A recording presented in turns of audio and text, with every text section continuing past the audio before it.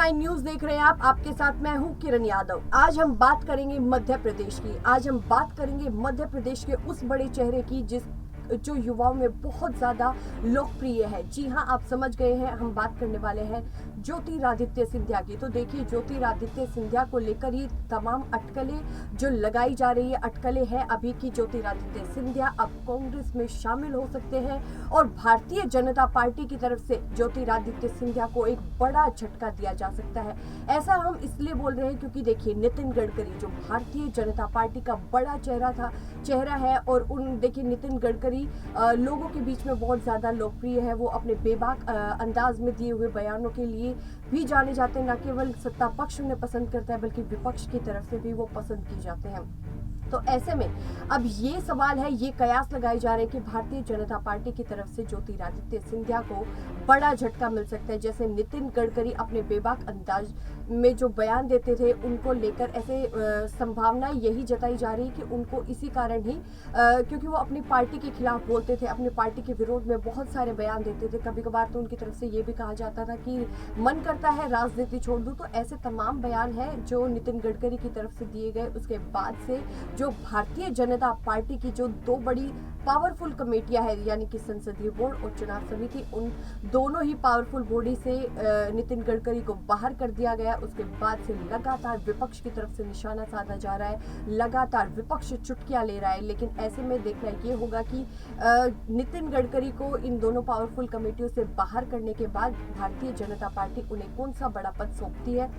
ये बात हुई नितिन गडकरी की। तो ऐसे में तमाम कयास लगाए जा रहे हैं कि जैसे मध्य प्रदेश में भारतीय जनता पार्टी के बीच में जो अंदरूनी कलह चल रही है, उसको लेकर अब माना जा रहा है कि देखिए, ज्योतिरादित्य सिंधिया मध्य प्रदेश के बड़े चेहरे हैं और वो केंद्र में मंत्री भी है। तो ऐसे में चर्चाएं जोरों पर है कि अब ज्योतिरादित्य सिंधिया को केंद्रीय पद से हटाकर उन्हें केंद्रीय पद से हटा दिया जा सकता है। क्योंकि ऐसे में देखिए, अगर हम ज्योतिरादित्य सिंधिया की बात करें, वो बड़े लोकप्रिय नेता है और युवाओं के बीच में उनकी लोकप्रियता ज्यादा है। और ऐसे में अटकलें तेज है कि भारतीय जनता पार्टी की तरफ से उन्हें बड़ा झटका दिया जा सकता है और उनसे केंद्रीय पद को लेकर भी उनसे उनका केंद्र पद भी लिया जा सकता है।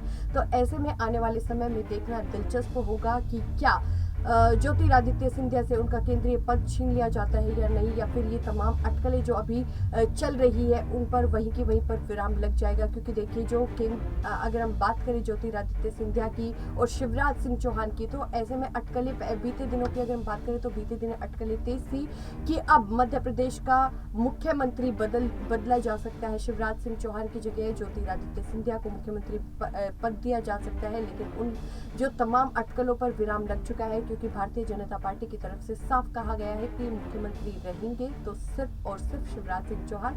ऐसे में तमाम अटकलों पर वहां पर विराम लग गया था और तमाम अटकलें खत्म हो गई थी कि ज्योतिरादित्य सिंधिया को मुख्यमंत्री पद नहीं दिया जाएगा। ऐसे में अब अंदरूनी सूत्रों में की तरफ से ये चर्चा भी जोरों पर है कि अब ज्योतिरादित्य सिंधिया को जैसे नितिन गडकरी को बड़ा झटका दिया गया है, तो ऐसे में अंदरूनी सूत्रों से ये खबर भी बहुत जोरों पर है कि अब जैसे नितिन गडकरी को बड़ा झटका भारतीय जनता पार्टी की तरफ से दिया गया, तो वैसा ही बड़ा झटका ज्योतिरादित्य सिंधिया को भी दिया जा सकता है। खैर, ये तो आने वाले समय में देखना दिलचस्प होगा कि क्या ज्योतिरादित्य सिंधिया का कद बढ़ेगा या और कम होगा, या फिर उनसे केंद्र पद छीन लिया जाएगा, या फिर उन्हें मुख्यमंत्री बनाए जाएंगे। ये तमाम अटकलें हैं जो मध्य प्रदेश की राजनीति में और केंद्र की राजनीति में अभी छाई हुई है। लेकिन आने वाले समय में देखना दिलचस्प होगा। आज की इस खास रिपोर्ट में बस इतना ही, लेकिन देश और दुनिया से जुड़ी तमाम बड़ी खबरों के लिए देखते रहिए नेक्स्ट 9 न्यूज।